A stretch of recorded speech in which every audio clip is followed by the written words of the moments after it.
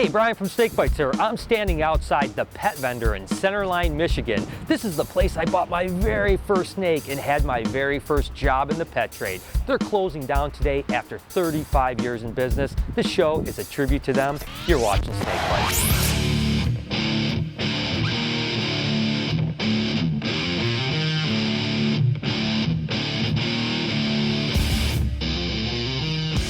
Although my passion for reptiles started at an extremely young age, this pet shop is really where it all started. I used to walk home from middle school every day and stop here for an hour or two just to gawk at all the amazing animals. It took me a couple years to convince my mom to let me buy a pet snake. And this shop hasn't changed much in all those years. Believe it or not, this exact tank is where I bought my very first Burmese python. It was on my 15th birthday, and I've always said, I'm not sure that was a great choice for a first pet, but it turned out to be an amazing animal and certainly sparked a career dedicated to these amazing animals. It wasn't long before they decided to hire me on as a reptile specialist, and I came here every day to work with animals. Let me take you back and show you what I did every day.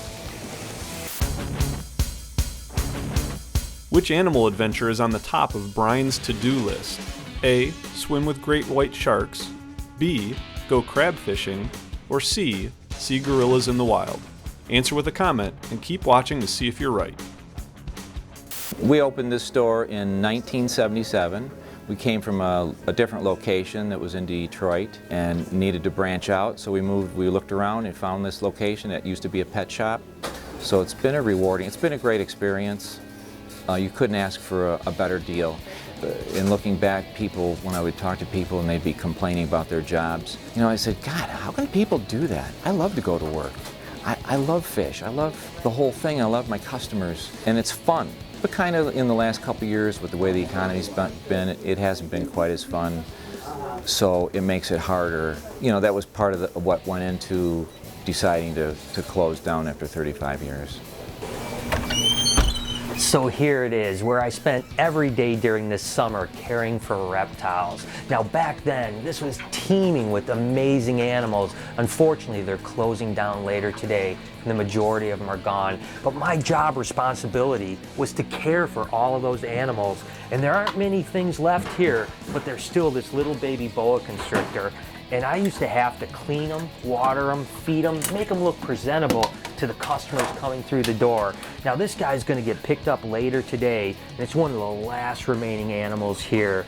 I tell you what, I've got a pretty cool story for you guys. Standing in this exact spot, 2 days after working here, I picked up a ball python and said, the thing I love about ball pythons is they're so tame. And I held it up to my face and it bit me right in the lip. That was my very first snake bite. The employees I have now, Linda has been here for 15 years. She does the orders, she takes my calls when I don't want to deal with something. She deals with it for me, even though she might not be happy about it. Keith has been great. This kid lives right near here. I have to practically send him home because he'll work from 10 to 9 if I let him. He needs the money and he's more than willing to work. He's on time, he's punctual, he never calls in sick. I don't think he's ever called in sick. And all my past employees have been unreal. I'm here with Linda. She's the day manager here at the pet shop. In 15 years, I'm sure you've had a tremendous amount of stories to think of. What are some of the top things that you can think of that just have brought you joy being here? One of the best ones, little boy was running through and he was making some noises, and I was thinking, "Ooh, need to get a handle on this kid." Well, turned out the kid had a little bit of problems. It was like, oh, okay, he's a little special. Well, they asked if they could hold one of the bunnies in the back, and I said, I'll be right back to help you, but sure, go ahead. So he reached in and he pulled out the one bunny we had that happened to be a real scratchy, kind of rough little bunny. He comes walking up with it, and he's all of about 3.5 years old. And he is holding this thing, and this bunny is so relaxed in his arms. It was like the rabbit knew that this little boy needed this rabbit, and his parents are standing there looking at him and looking at the rabbit and looking at me, and they're like, I guess we're getting a rabbit. One of the things you do when you work at a place like this as a kid is you tag the walls, you write on them, you put things on them, and it's amazing that a lot of those things are still on those walls. As a matter of fact, this sticker right here, I put on this door when I was 16 years old. It says, when turtles are outlawed, only outlaws will have turtles. I loved it back then, and I still love it now. I'm here with my good friend John Turpin. He actually worked with me at the pet shop way back when we were kids. First off, John, how long did you work here?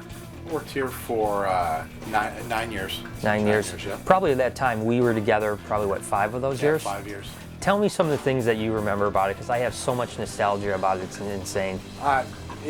Here it was just an everyday event with, you know, just something new coming in. That was when we used to get all the stuff in wild caught, and just would get the boxes of undisclosed snakes that we wouldn't know, and it would be like Christmas every day we would open them up. And the thing is, it was a family environment that I enjoyed about this. You know, most jobs you're like, oh, I got to get up and go to work. Here we got them, went to work, and knew we were going to have a good time. We were always teaching one another. We were always trying to quiz one another, and it was a great time, man. And it was a great time here to learn the new things. Every day was something new. There was something new every day, something little to something big. I think that's another thing you touched on. I think that's really important. Is shops like this do educate people. I mean, we're here. We're not just people that are caring for the animals, but we're teaching other people to care for the animals. Absolutely, it's a good tool, because we wanted to make sure when the people came in the store that we were able to answer their questions completely. And if we couldn't find it out, we went into our research books, because I know that we all have stacks and stacks. I still have them that I'll go back into and research and find the answer for them. And that's one thing Matt here at Pet Vendor pushed us for. What are your final thoughts on the shop? I'm gonna miss it. There was always something to go back to, and come and stand up here and BS with Matt a little bit and see this, you know, see old customers that I dealt with. And I'm gonna miss it. It was a great part of my life that I'll always have, and I made great friends with it. But it's an end of an era. Well, there's not a lot of animals left, being that it's the last day the shop is open, but this African spur thigh certainly caught my eyes. You guys know I keep some of these back at the shop, and I absolutely love them. They're the 3rd largest tortoise in the world, getting up to 200 pounds and living over 100 years. They eat so much veggies, it's crazy. Back at the shop, I go through several heads of lettuce every single day, and this guy looks like he wants to get away. What do you guys think? Should I ask Lori if I can bring it home with me? As they're bagging their fish and packing their animals in preparation for closing the doors for good tonight, I want to reflect a little bit about what mom and pop's pet shops mean to the community. It's a place where people go to socialize, get to know the owners and the workers for an entire lifetime. You know, with a small pet shop, a mom and pop shop, you know, what does that mean to the community? I think it means a lot. We've been here for 35 years.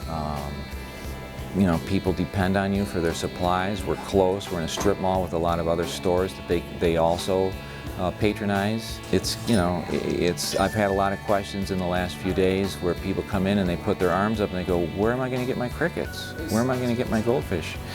It means a lot, and you know, we helped out as much as we could when, you know, I had yearbook ads in all of the yearbooks in the local high schools. Donated fish when needed for charity auctions and whatnot. We also donated all the dog food for the Centerline Police Department canine unit for years, and that was, you know, I was more than happy to donate that food. It was a great cause. It was a super cool dog. The Officer Frizzell would bring that dog in from time to time and bring it in the store. It was a totally cool dog, and it was, you know, given back to the community, and that's what it's all about. I can honestly say, if it's not for a pet shop like the Pet Vendor, I don't know that I'd be into reptiles and breeding snakes for a living right now. Sure, I had a passion for animals, and I'd probably still be involved on some level, but this was the store that gave me the ability to know that there was a future in what I really truly love. And although there's nothing wrong with the big box stores like Petco and PetSmart, I want to make sure that you guys support your local stores and your mom and pop's pet shops. They're such an intricate part of the pet trade. What's the next thing for Matt Benson? A couple weeks off. I'll probably end up back in the pet industry somewhere. I mean, I wouldn't mind going to work for another store at this point. I'd be a great employee, I'd be happy, and I could punch out at 4 and I'd say, see you later, you take care of the bills. All right, guys, you saw today that Brian got his start at Pet Vendor, and a lot of us here also got our starts at pet stores. Chewy did, so did Josh, and so did I. So I want to know, you guys must have some pretty cool local pet shops near you. Tell me your stories. Leave a comment below and let us know. So there it is, and although this show had a sad element to it, I hope you guys enjoyed it. This place meant so much to me growing up, I had to do a tribute about it. If you want to follow any of my animal adventures, make sure to hit me up over on Facebook and Twitter at SnakeBytesTV. Till next week, you've been watching Snake Bites.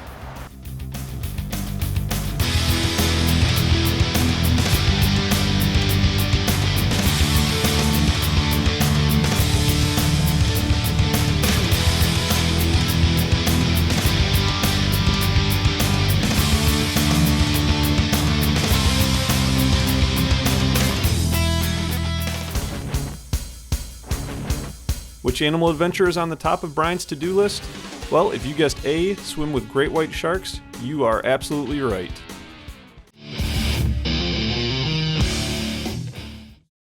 Now what you're looking for as an ultrasound is you really just want to find the gallbladder first, and then right behind the gallbladder is where you're typically going to find your follicle growth, and there they are, the little teeny tiny follicles right now. I just freeze frame them and I go ahead and measure them up, and sure enough, this girl's at 12 millimeters.